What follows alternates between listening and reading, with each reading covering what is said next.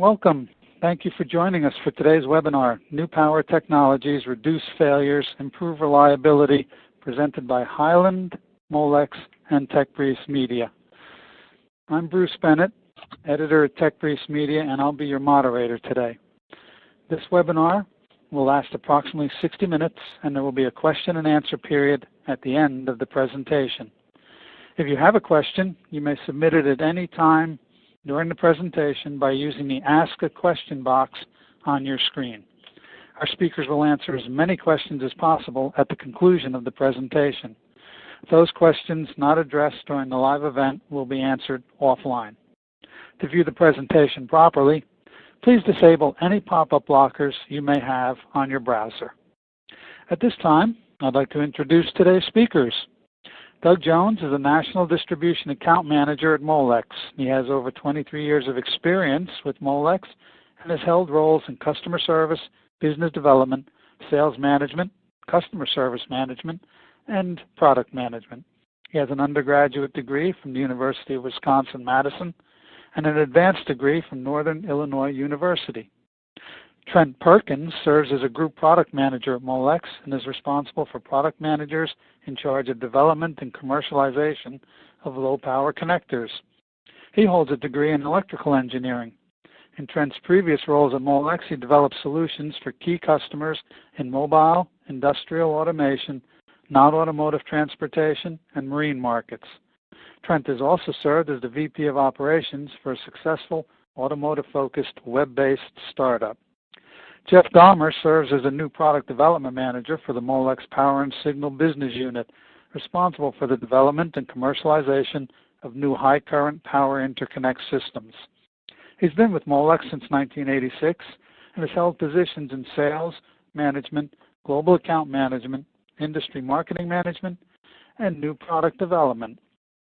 And last but not least, Ralph Kern is a business development manager at Molex.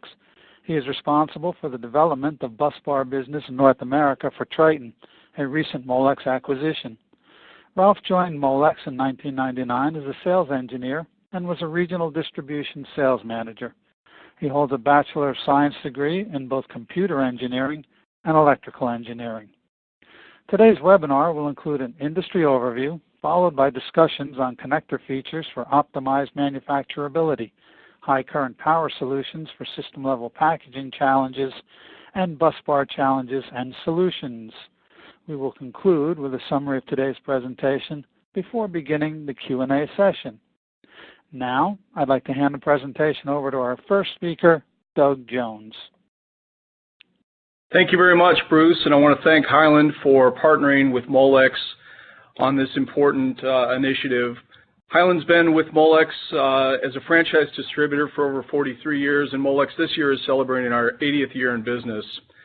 I'm going to go over a brief industry overview, 3 slides, and I'm going to hand the presentation off to our technical experts. Markets such as consumer, industrial, datacom, and telecom have applications that require high power distribution, and they all face similar power connector challenges such as mechanical packaging, manufacturability and integration, and serviceability. In the U.S., data centers' power consumption is projected to double every 5 years. Energy consumption is growing 9% per year globally, and the datacom industry, as the demand for energy increases with the growth performance, the global data center power market is estimated to reach values of approximately $19 billion by 2023, and at a compounded annual growth rate of more than 6% between 2017 and 2023. So as power requirements for power supplies increase, connector companies are being challenged for power IOs to carry triple the current in the same space, reduce failures, and improve reliability. To get more into depth with these situations, I'm going to pass this along to Trent Perkins. So over to you, Trent. Thank you, Doug. Hi, I'm Trent Perkins. I'm Group Product Manager for the Fit Families connectors and other low-power connectors here at Molex. Today I want to talk to you about a few common challenges that design engineers face and some products and some design features within these products that help resolve these common challenges. So a lot of issues in manufacturing and product development, especially in manufacturing, come in terminal insertion and retention when you're making cable assemblies. And then when you're mating the connectors together, proper mating alignment is a feature that a properly designed connector can assist with. So to make sure that your operators, when they assemble the final product, are mating these properly and quickly, there's a lot of different mating alignment features that our products offer that I'll go into in depth. Another issue in the design is system packaging. The reality is we all want more power in smaller spaces, and we talk about some products and some designs that we have that can help with that. And another key issue is electrical isolation in the product and in the connector specifically, and we'll go over that a little bit too. So when connectors are incorrectly assembled, so when that terminal is not fully inserted into a housing, the terminals can come out. And when those terminals come out, that can either result in liability to you as the OEM, but the main issue is cost of quality. If that connector comes apart in assembly or isn't properly assembled, the end product isn't going to work, cost you guys money, or you're going to have to rework it. So in your manufacturing process, your manufacturing team wants something that's quick and reliable in mating, and works every time. So oftentimes there's other products that you can choose that solve these issues, but transitioning to those new products often causes a lot of cost and time to make those major revisions.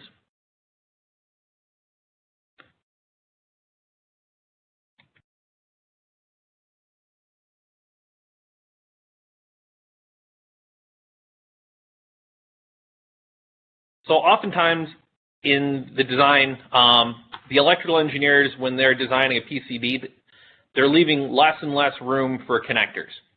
However, that PCB that has more functionality in the same space often requires additional power that they're not leaving any space for on the board. So in our newer generation of products, what we're doing at Molex is we're designing products that have greater power, more amperage, in smaller spaces.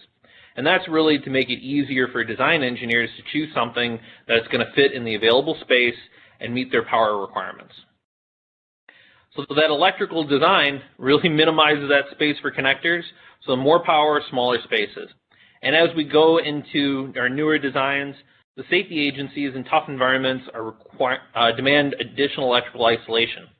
So as automotive systems and telecom systems go into higher voltages in order to reduce the current requirements by increasing the voltage, the connectors that are available today oftentimes do not have sufficient electrical isolation in order to work very well over the life of the product. And the safety agencies are creating requirements around electrical isolation to meet the new 48-volt systems in automotive and higher voltage systems that are coming up in telecom and datacom systems.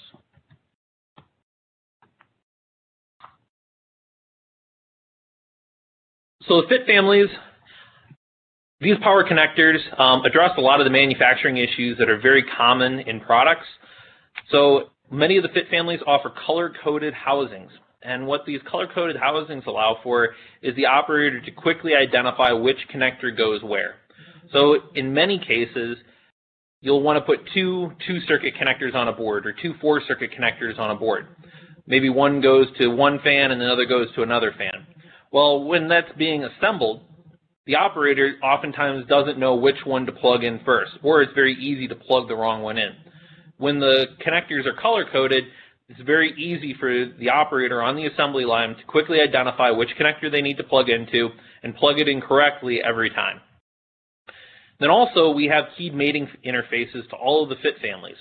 What those keyed mating interfaces do is they prevent the connector from being assembled upside down or the incorrect circuit being plugged in first, and they prevent it from being plugged in right angle, so you get those proper connections every single time. Now, another key feature is the TPA, and we're going to go into TPA a little bit more in the presentation. But these optional TPAs, terminal position assurance retainers, they reduce terminal backout by ensuring the products are properly assembled. Biggest issue with any connector is ensuring it's properly assembled, making sure those terminals stay in place. And the TPA helps to do that. Another feature on all the fit families is positive locking latches. These ensure full and secure mating.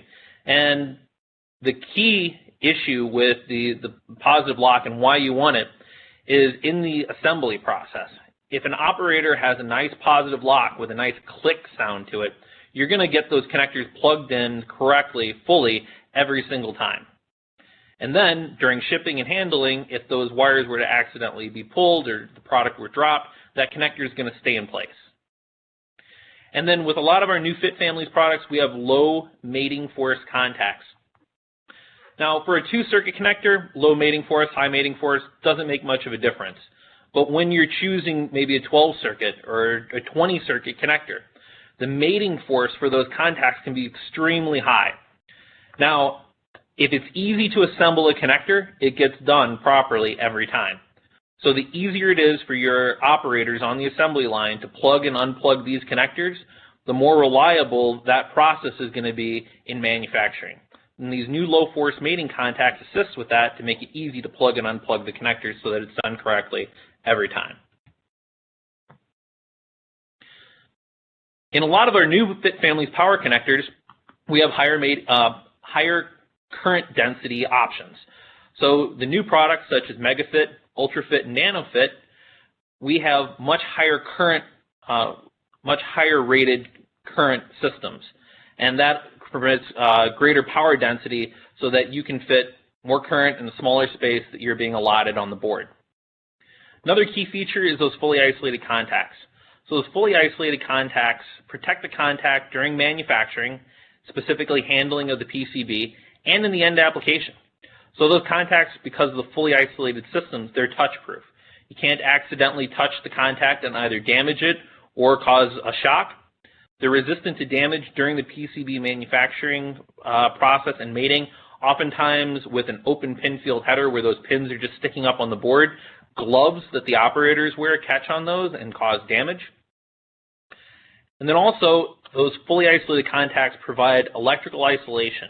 And that electrical isolation can prevent debris in, say, a dirty environment, or if there were to accidentally be any condensation, that condensation would be unlikely to cause shorting between the pins because of the fully isolated contact systems. So on these slides here, we have some animations that show these features a little bit better. So on the left there, you can see the polarized and keyed versions. And the polarization and the keying ensures that the proper connector is mated to the proper mating connector. Also ensures that the connector is mated in the proper orientation, so that the one pin always goes to the one pin. Then the fully isolated contacts are highlighted in the second animation. And those fully isolated contacts create a wall of plastic on every side of the contact except in the mating interface. And that prevents any dust, debris, from getting and shorting those contacts. Also protects them when the product is being mated. And you can see how it protects it during that mating sequence on the animation on the right. So with the fully isolated contact systems, they're all scoop-proof.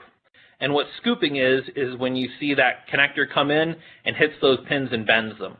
What the fully isolated contact system does is it requires that the mating connector be properly aligned before it can mate with the pins. And that prevents that damage to the pin that you see in the one animation sequence.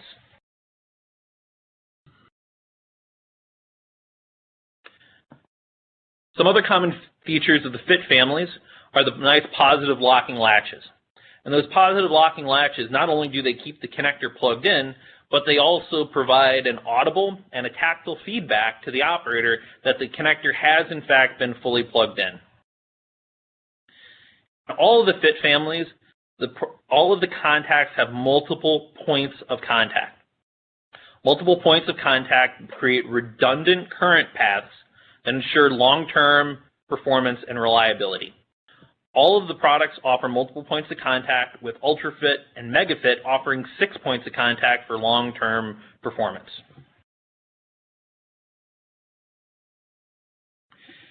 In this slide here, you can see all the different configurations of product. So the Fit families are designed as broad product lines that offer multiple different configurations. So the products are offered in wire-to-board, wire-to-wire, board-to-board, blind mating, free hanging, and panel mount. There's many, many, many other options.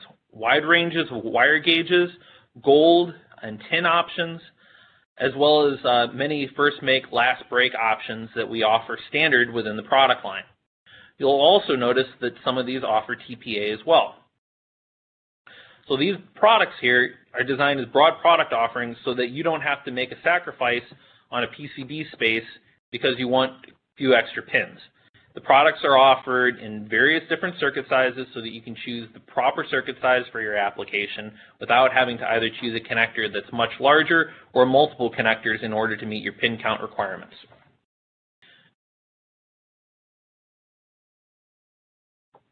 So the Fit families, what are those TPAs that I was talking about earlier? So TPA stands for Terminal Position Assurance. And what that Terminal Position Assurance feature is it's a secondary clip that goes onto the connector after the terminals have been fully inserted. So what that clip does, the clip is not there for terminal retention. It may offer additional retention, but that's not the primary feature of the TPA. The TPA ensures that all of the terminals are fully seated in the housing. The number one reason terminals come out of housings, they weren't pushed in all the way. The TPA will not clip on if the terminals have not been fully inserted into the housing. It's a step, it's kind of a poka-yoke feature that ensures all the terminals have been pushed in. Customers in automotive and white goods require TPAs on their product, and the reason is not because TPAs are free.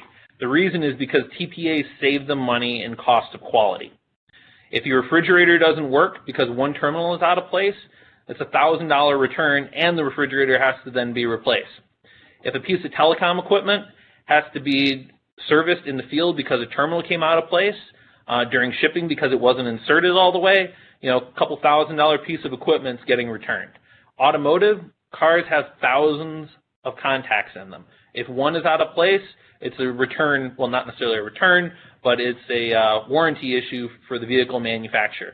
Manufacturers are paying for the cost of quality, and TPA reduces this cost.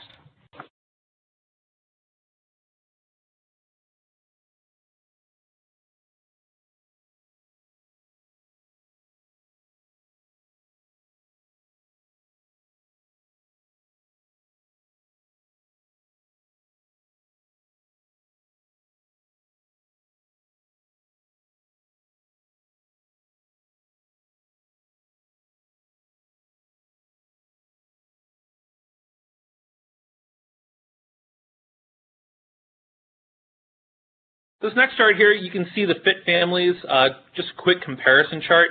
We have a pretty broad range of offerings from 2.5 millimeter pitch up to 5.7 for anything really under 23 amps.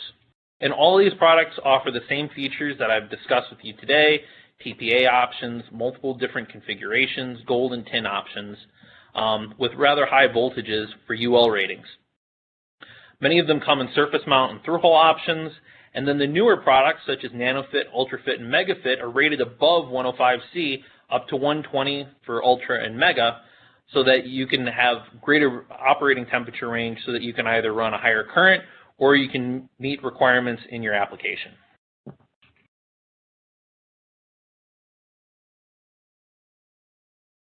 So the Fit families, the markets and the applications. We say in our group, if it's larger than your fist and it's a piece of electronics, there's a high likelihood that there's a general market power connector in it. And it pretty much goes without saying that we're accurate on that. There's really no customer out there in electronics that makes larger products that does not use a general market power connector. They may be using it for signal contacts, but they're still using it within their product because a lot of these features we've discussed today. So consumer and general market, white goods, these connectors are used all over the place. mainly with tin contacts. But then when you move up to telecom, these connectors are used as well, but they're used maybe more with gold contacts, and then the blind mating options, the BMI options, are used more frequently. Other markets and applications, power supplies. These products are used in power supplies all over the place, and depending on the requirements of the power supply, you may use a tin contact for a lower cost power supply, whereas if you have a high reliability power supply that's maybe used in a medical application, that might be a gold contact system. So again, lots of different options within the product line to meet the specific application. And then when we go into telecom and datacom equipment, again, they're used all over the place. They're used for fans with blind mating options. They're used for some signaling options. And they're used for daughter cards, many different applications for these general market power connectors that our customers are using them in today. All right, that's it for me. I'd like to introduce Jeff Gaumer, who will be discussing our Coeur CST product.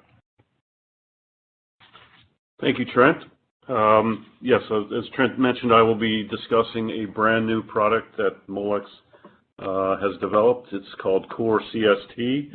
The CST is an acronym for Core Socket Technology, which is relevant to the discussion. As you move into the realm of high current power distribution, that area certainly has its share of application challenges as well. A couple of important challenges when using high current interconnect systems relate specifically to board-to-board applications, and I'll be focusing on that a little bit more today.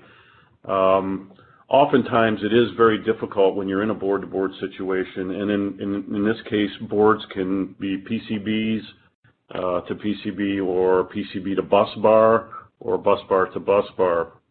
But it's very difficult to get a very perfect pin and socket alignment. It's very difficult to have a line of sight to see how you're mating those boards together. So that can present a problem when you're using these rigid structures, mating them together. In addition, using these power connectors of this nature can also challenge the space restrictions, as Trent had mentioned previously, and can affect airflow efficiencies, which can affect how you manage your heat dissipation. So the Coeur CST was developed with a lot of these solutions in mind. The CST is a cylindrical interconnect system, and it's basically a scalable design that was built around one common contact system that you can see graphically depicted on the right-hand side of the screen. That common contact is an important aspect of the product portfolio, in that it is used across all of the form factors that we will be offering on the product family. Right now, there are 3 form factors that cover the range of approximately 30 amps to 200 amps per circuit, and the form factors are designated by the diameter of the male pins that's used in the system. And currently we will offer a 3.4 millimeter, a 6.0 millimeter, and an 8.0 millimeter form factor to cover the current range that you see. A very important aspect of the common contact design is that within the system, that contact is used on all the form factors, and therefore the sockets used in a board-to-board arrangement will never exceed a height profile of 10 millimeters per connector. That's very important as you get into the space-saving aspects of the product, etc. Additionally, we developed a unique float feature specifically for board-to-board applications. This float feature provides a 1 millimeter float in any direction off the center axis of the product, and I will discuss that on subsequent slides.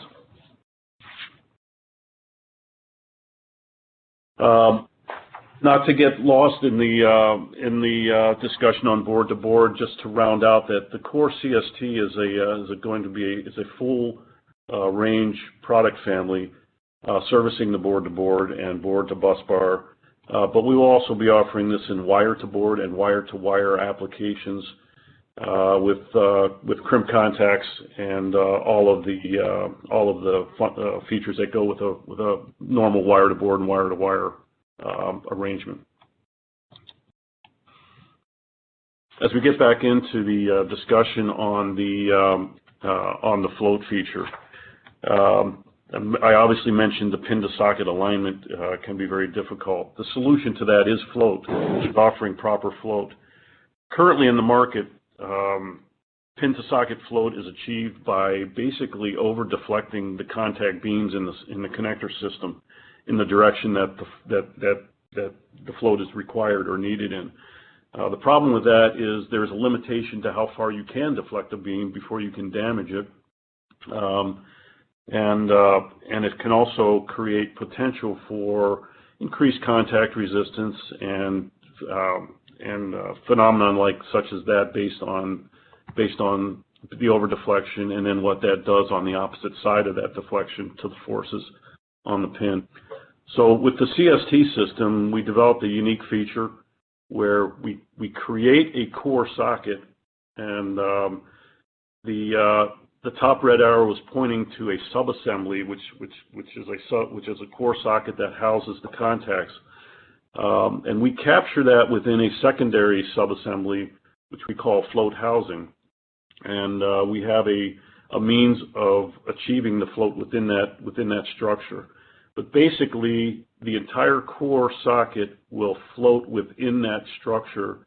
So when it's mated to the pin never over deflects or deflects any further on the contact beams. It's just a normal beam deflection, and the whole socket then moves in the direction that is required for the float. This is somewhat demonstrated in the next in this slide, where you can see the structure of the core socket and the float housing in both top view and side view. You can see the center core socket in a nominal position, and you can see how much float is available to it. And then in the right-hand picture, you can see that center core socket floated completely by 1 millimeter off that axis.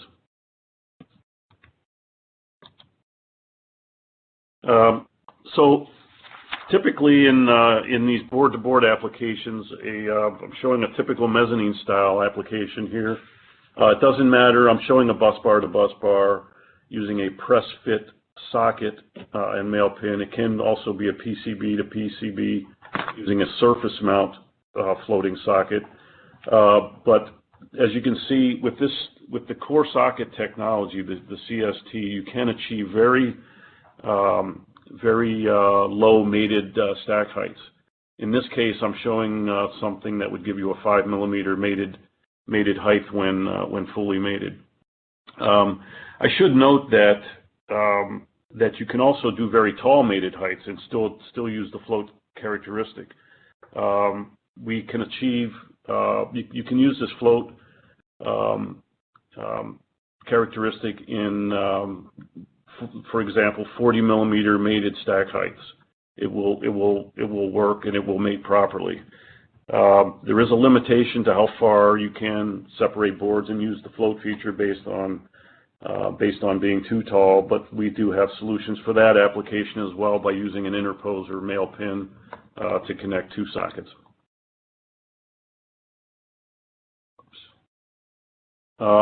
On the next slide, again, keeping with the board-to-board theme, I'm showing an application where you would use multiple sockets on a given board. That is a key application for the need for float when you have more than one power circuit in that application. I'm also showing the ability in the CST to use different form factors in the same application to the same mated height.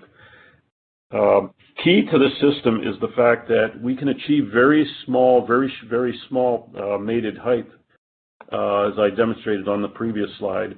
But you can do that without having large protrusions above or below the mated boards or bus bars. In the application I'm showing, you would have zero protrusion on the substrate using the male pin, and you would have only 3.8 millimeter protrusion of the connector on the underside of the board using the socket assembly. This can save a lot of space for your packaging, as well as creating optimized airflow characteristics. Again, as another board-to-board focus, there's often a requirement for reduced space, as we've discussed previously. And if you have that requirement, space restrained in a mezzanine style, and you need the float characteristic, you just don't have the space to package them side by side, you can deploy a stagger or opposing arrangement as shown in the graphic on the right-hand side. And you can see that you can reduce the pitch that's required, save a lot of space, and still get the characteristics of the float and the close spacing that you need for your system.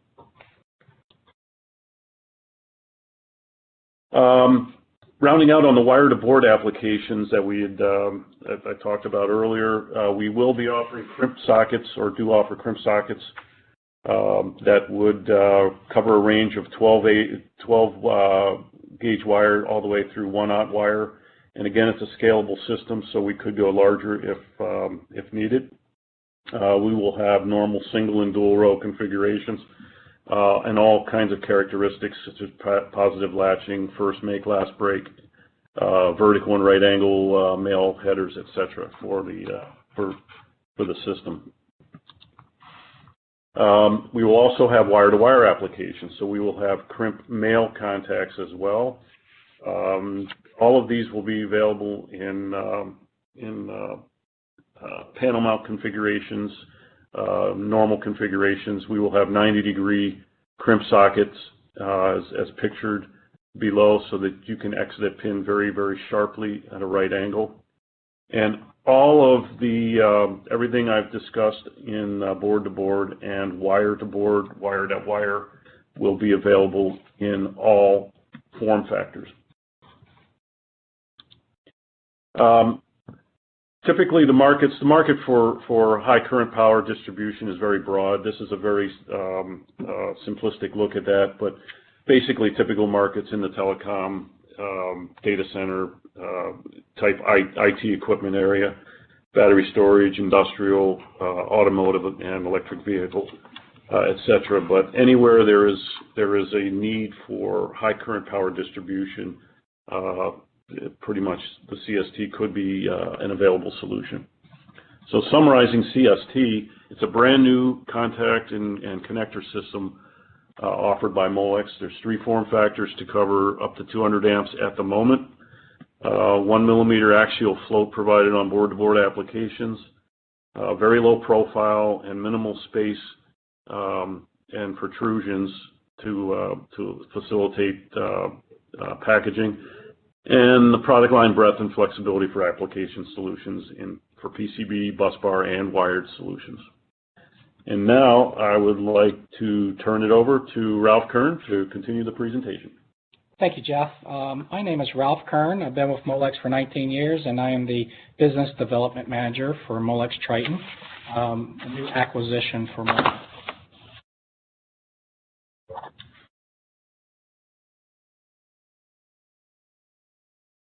So just to start off, I'd like to just give you a little background on Molex and Triton's acquisition. Molex acquired Triton back in the end of 2017, and Triton is a U.S.-based manufacturer, and we currently manufacture flexible ground straps, flexible bus bars, rigid bus bars, and laminated bus bars. So just a little bit about why are bus bars used. Copper is obviously an excellent conductor. It's an excellent way to transfer power from one location to another. Most applications for bus bars are used for that purpose and generally are very complex in their design in some cases. And all of the bus bars that we currently produce now are custom due to that reasoning. They can be used for many power applications, including AC power to DC power or vice versa. We find applications where people are using them for inverters and converters. So some of the quality challenges. The recent presentations you just observed been talking about some of the quality challenges that you exhibit or you see in the power applications. That is not exempt from bus bars. And in particular, some of those issues can be alignment issues. So when you're taking bus bars and you're building those together at your facility, for instance, aligning those together and getting them to line up properly so that they can connect to various other components in your assembly can be a challenge. Also, space requirements to assemble that can be limited as well. We find cases where people will use spacers in between the bus bars, adding extra space, and laminated bus bar assemblies can solve that issue for you. Cooling can also be an issue for bus bars when you're trying to cool them and keep your T-rise to controllable circumstances as well. Long assembly time is another issue that we see that can be solved by some of the bus bar laminated assemblies and solving that problem for you. So just going into it a little bit more, by providing a completed laminated assembly, we can provide a complete assembly where alignment is not needed. So the picture that is on the right-hand side shows kind of a breakout where you can see the copper pieces be in the bus bars, the white pieces be in the insulators. The idea behind a laminated bus bar assembly is that you're placing those all together and you're either heat sealing it or mechanically attaching it. By doing that, all the alignment is done during that assembly building process, so that when that product is delivered to you, you just simply put it on your assembly line, you're attaching it to your finished product, and there's no alignment issues or any concerns at that point. It also helps you reduce the space needed for that assembly. So by doing that, you can reduce the size, height, possibly the width, and that allows you for more space utilization for other components that you may have in your particular product. By reducing that size also, you can improve your heat dissipation. And by adding those insulators in between, that can help with that as well. So that's another added benefit.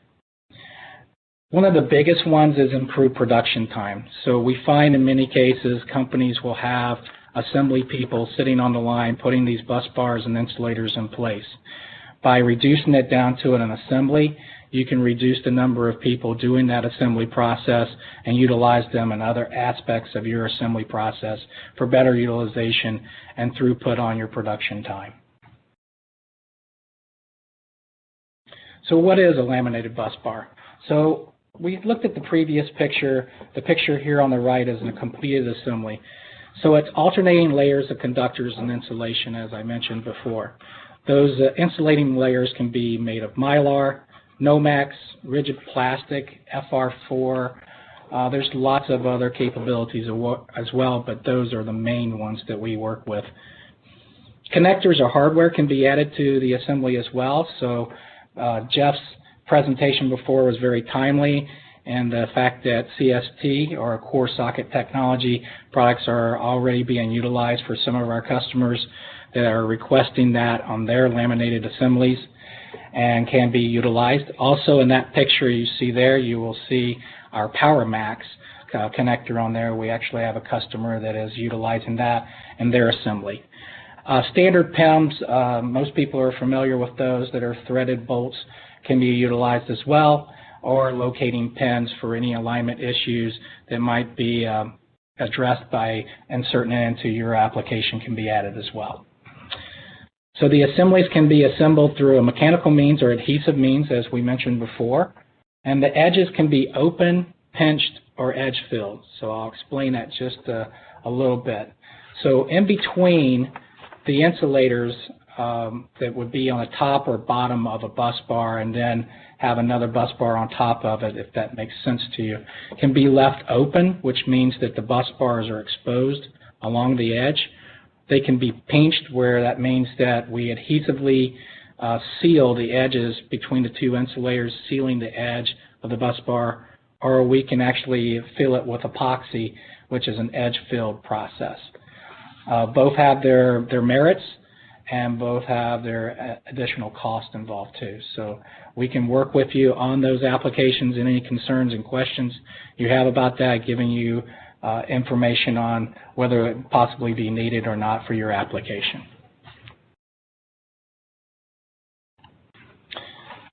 So how are laminated bus bars manufactured? We find a question about that because it's relatively a new technology. So first thing we do is we build individual bus bars. Once those bus bars are built, then we will align those bus bars with the insulators in place into a fixture.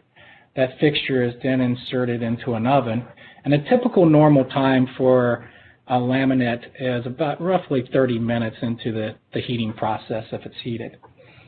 Then it's taken out of that heating oven and it's put into a cooling situation or cooling fixture. And that process is about another 30 minutes. One thing I wanted to point out here, it takes roughly about 45 minutes to an hour to process a full laminated assembly. And I think that's important for when you're looking at throughput. So the average oven will hold roughly 4 different fixtures depending on the size of the assembly and how big that laminated bus bar assembly is. But just to kind of give you an idea of, it can take some time to build up a number of laminated bus bars. So when you see lead times, they will be reflective of that. Then we remove the laminated assembly from the fixture and you have your completed assembly.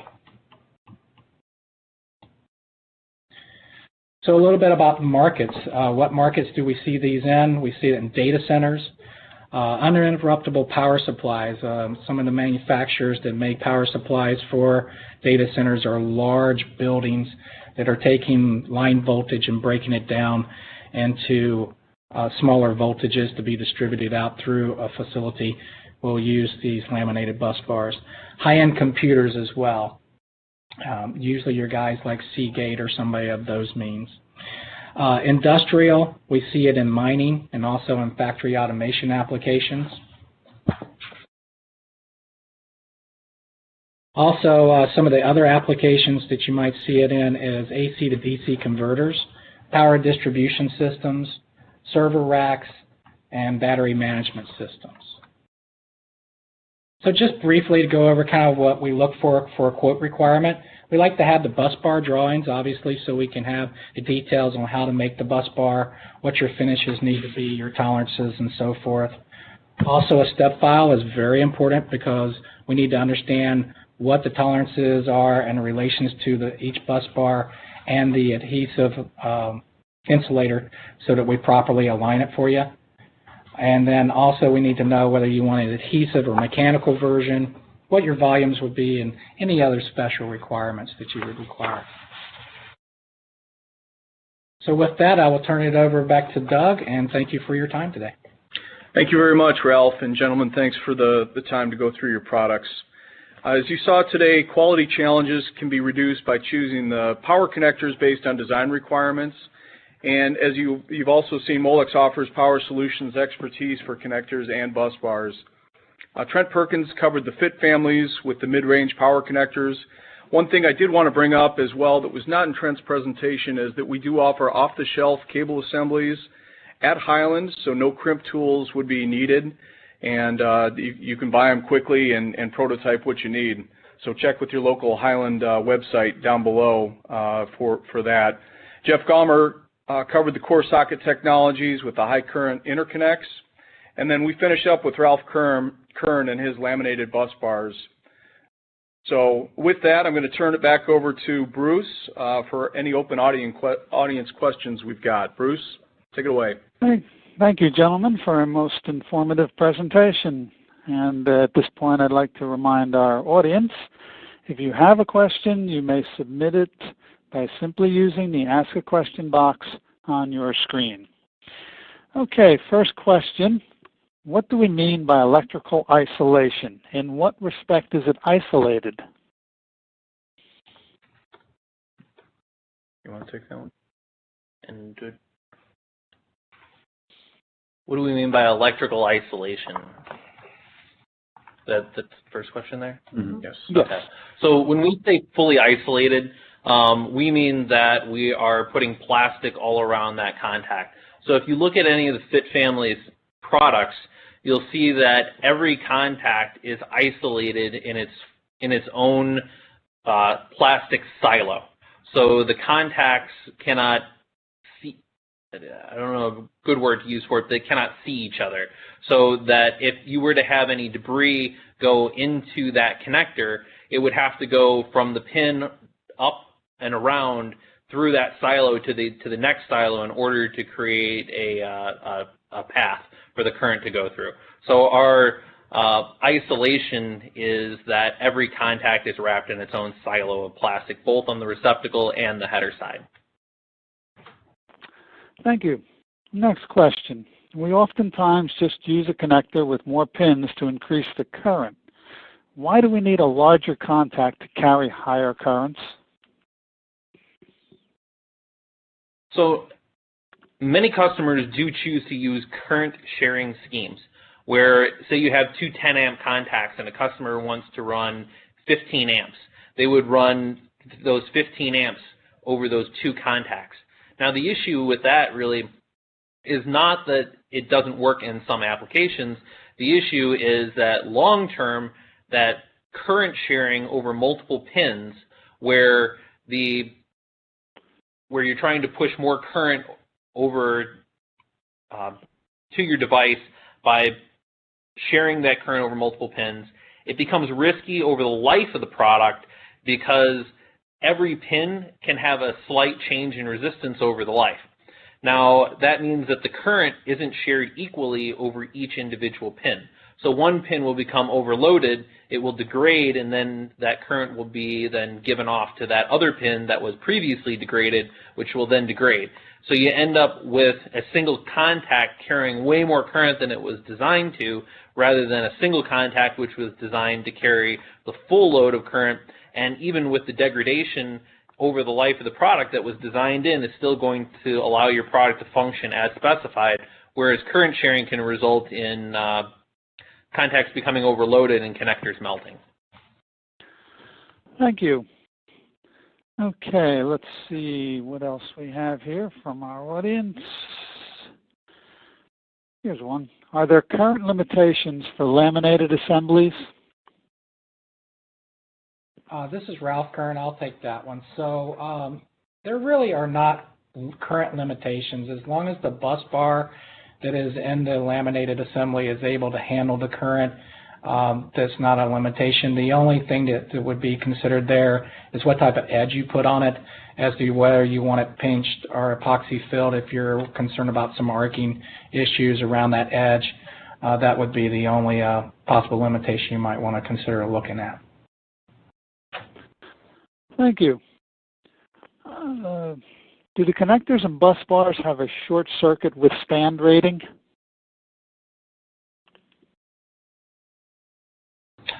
Well, I'll speak from the standpoint of bus bars. Bus bars don't have a short circuit withstand rating.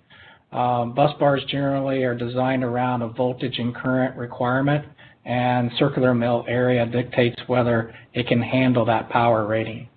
But there's not a short circuit withstand rating. Thank you. Let's see. Is Coeur CST available on the shelf at Highland?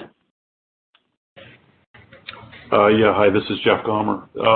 Not yet. There is a package being developed as we speak, so it should be a matter of weeks before that is available to be offered. And the first offering will be in the 8mm form factor, with 3.4 and 6mm form factors will follow thereafter. Thank you. And a closely related question. Are all three CST form factors released and available now? Yeah, yeah, the 8 millimeter is released and available. The 3.4 will be available within about a month and a half, and then the 6 millimeter will be available in later in the fourth quarter. They were developed in a kind of a serial fashion.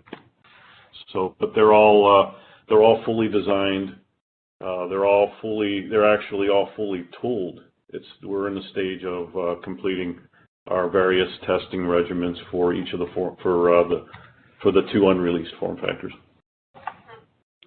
Thank you. Thanks to each of the presenters for their valuable content and new technologies. Will the slides which were presented today or product brochures be provided so that they can be shared with colleagues who were not able to attend? Yeah, so this is Doug Jones, the DCAM for Highland. Highland will have this entire presentation, including the audio, on their website probably within a week or so, and it'll be available to access for about a year. So yes, the answer is yes on that. Thank you. Do you have plans for development of high current power solutions with connectors capable of 400 amps or 600 amp applications? The answer to that is yes. Molex actually has some available connectors that can achieve that, specifically developed for the commercial vehicle market. For CST, it is a scalable design.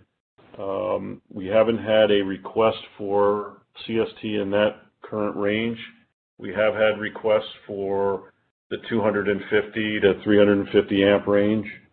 And again, it is scalable, so we can take it from 8 millimeters to, for example, 11 millimeters or a larger millimeter form factor to achieve that. And that type of activity is planned, but it has not initiated yet. Thank you. One of our attendees from NASA would like to know, what are the maximum temperatures that connectors typically see at the higher current, or what temperature is it rated for? This is Jeff Gaumer. On the high current products, the CST, what we normally do is we do T-rise testing, and we generally base our specifications on 30-degree T-rise. We do test beyond that, so we see what the curve will do. But that's generally how we look at it. In terms of rated operating temperatures, we base that on typically on EAI testing, and we generally base that on 105C. For the CST, we are testing to 125C, and we have plans to test it to 150C as an operating temperature. Thank you. I'm afraid that's all the time we have today. I'd like to thank Mr. Jones, Mr. Perkins, Mr. Gaumer, and Mr. Coeur for giving us such an enlightening presentation, and I'd like to thank today's attendees for participating. A survey will pop up on everyone's screen immediately following our program. Please tell us what you thought of our webinar by answering its 3 short questions. This webinar will be archived and available for viewing on the Tech Briefs Media website. An email will be sent to everyone who registered for today's program as soon as the archive is ready. That concludes today's webinar, sponsored by Highland, Molex, and Tech Briefs Media.